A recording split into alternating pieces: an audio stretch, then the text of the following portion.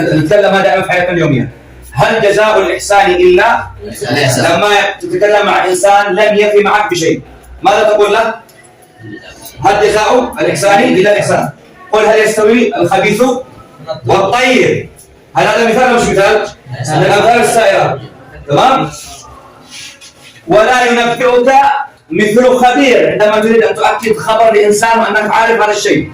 هذه من الأمثال ماذا؟ من الأمثال السائرة. لماذا؟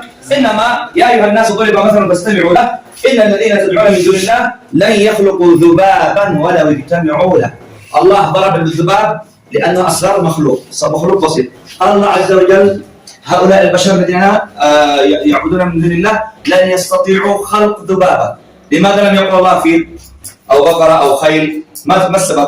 لأنه وضع لهم أبسط الأشياء، شيء بسيط جدا، ذبابة. إذا ضرب الله المثل بالذبابة. فلما ضرب الله عز وجل هذا المثل الكفار ماذا قالوا؟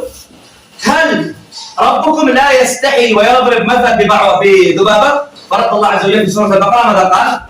إن الله لا يستحي أن يضرب مثلا ما بعوضة وما فوقها، حتى البعوضة الله لا يستحي أن يضربها إذا كانت هذه تؤدي إلى تقريب المفهوم للمسلم.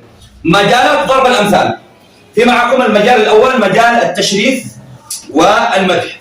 ألم ترى كيف ضرب الله مثلا كلمة طيبة كشجرة طيبة؟ الآن شرف الله الكلمة الطيبة أو لا؟ بماذا شرفها وماذا قربها؟ فوائد المثل واحد يعني مثل إيش؟ تشبيه الشيء يعني بالشيء. لا تشبه هذا المعنى، بس ما هي فائدته؟ تقريب المعنى. وقف أنت عايزين؟ اثنين بيان حقائق الأشياء. بيان حقائق الأشياء. صنوي ثلاثة لما عمل وقف قصة مثلا مثل قصة عاد، قصة ثمود، قصة لوط، قصة لماذا الآن لماذا يضع الله القصص القرآني؟